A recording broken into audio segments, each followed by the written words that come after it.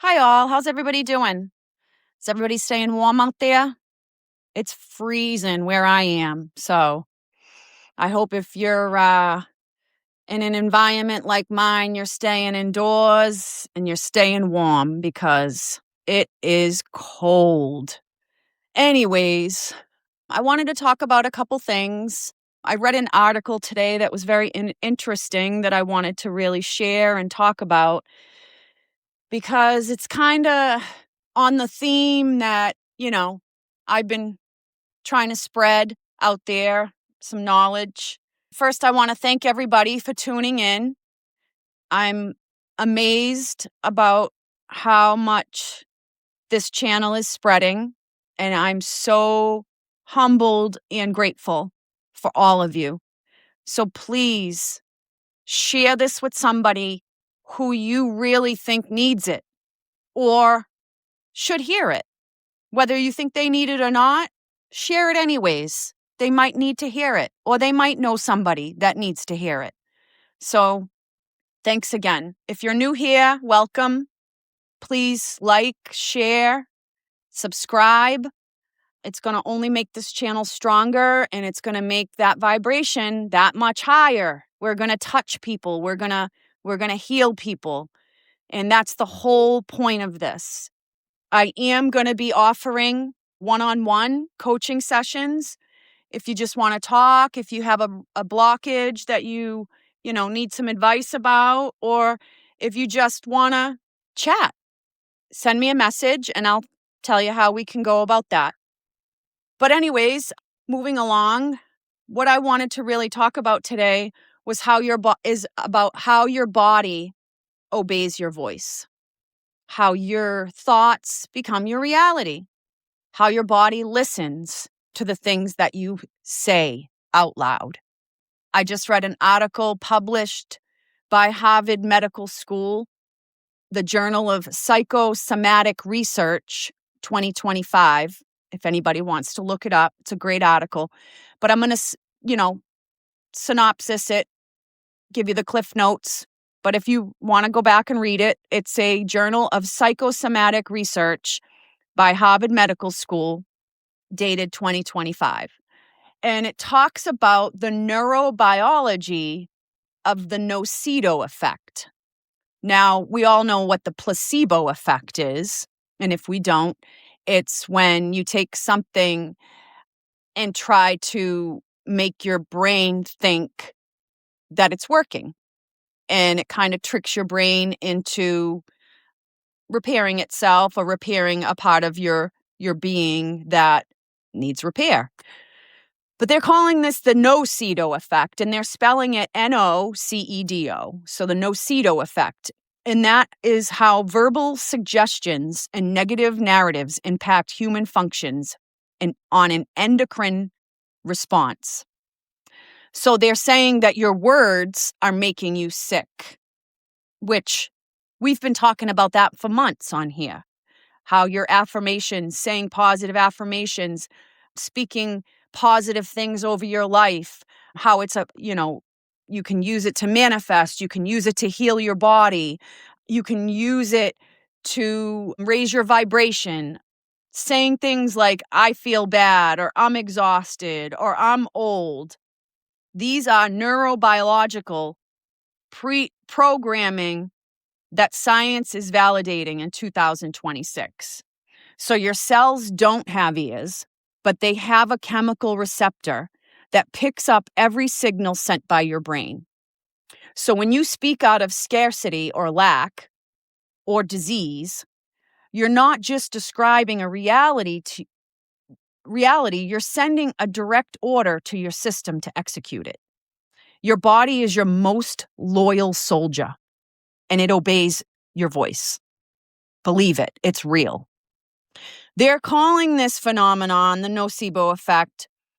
Just as positive thinking can heal, constant negative affirmations can release an immediate cascade of cortisol and adrenaline. So basically fight or flight. So by saying negative things to your body, you're putting yourself into a fight or flight response. And if anybody knows what fight or flight is, It's me.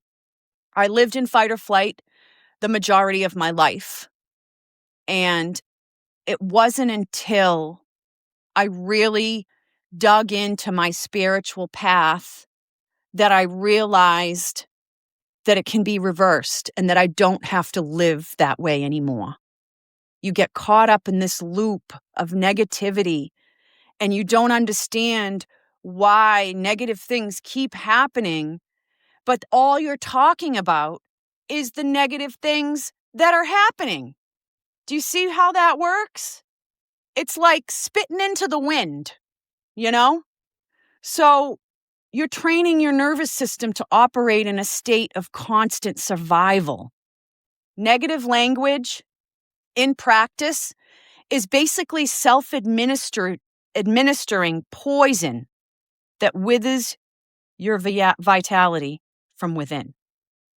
So this research from Harvard University has confirmed that using constructive language not only improves your mood, but optimizes your heart rate and strengthens your inflammatory responses, demonstrating that words are biological engineering tools. Now, some of us, we didn't need this research at Harvard to believe this or understand this because we live it. But some people need, medical research, medical, validation that something works. So here it is. Share this with somebody that needs to know that. How to reprogram your biology? Because it can be done. I'm a walking example of that. You have to find and identify the poison. What are your sickness crutches? What do you say to yourself every day that is keeping you in that fight or flight? I'm sleepy. This is going to kill me. I'm broke. Gosh, I'm such a dummy. When you say those things, your body's listening. Your cells are listening. Your brain is listening.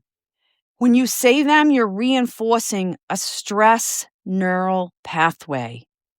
Change "I'm sick" to verbiage like, "My body is working on healing," or "I'll get through this because I'm strong, I'm powerful, I'm rich, I'm wealthy, I'm loved." "I am" is a very powerful couple of words that your body is listening to. So make sure when you say "I am," you're following it up with positive words. We all have a wake-up window. Your first words of the day program your morning chemistry. So when you wake up, avoid complaining as soon as you open your eyes, so you don't shoot an unnecessary cortisol spike. Make sure your first words of the day are something positive, something healing, something that you want your body to listen to and execute.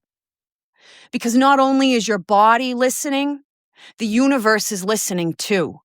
And what you want wants you, remember? Listen to your environment. Surround yourself with a narrative that adds vitality. The nocebo effect also is contagious, and the words of others can affect your own internal chemistry. That's why when I say, surround yourself with high vibrational things, music, TV shows, your internet feed, your conversations with friends. Are you gossiping?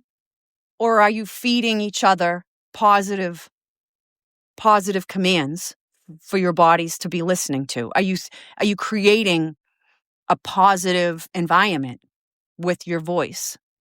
Surrounding yourself with positive things, positive environment, positive music really does have a neurological effect on your person. So please make sure you're speaking these positive affirmations daily, especially when you first wake up and when you're around others. What are you surrounding yourself with? It's time to really step back in 2026 and look at those relationships. Look at what you surround yourself with. Where do you want to be? How do you want to elevate? And what things are really blocking you from doing that? It's like, Jay, I say my affirmations every day, but nothing's happening. Nothing great is happening in my life. Well, that right there is part of the problem. But it's not just what you do for yourself. It's where are you placing yourself and what types of environments. That could be part of it too. So really, this article is validation for a lot of people. Not for me. I already knew. My life has changed dramatically. And when I had an ascension and God called me to do this podcast, it was a no-brainer. I had to do it. I have to help heal. We're all being called right now as light workers. This world needs healing. So let's all get together and raise this vibration and help heal this world. They need us. So I hope this helped.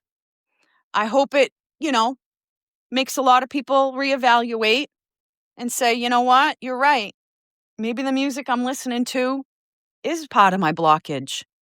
Maybe, my circle of friends is really negative and I need to dial back and think about, maybe I need to set boundaries.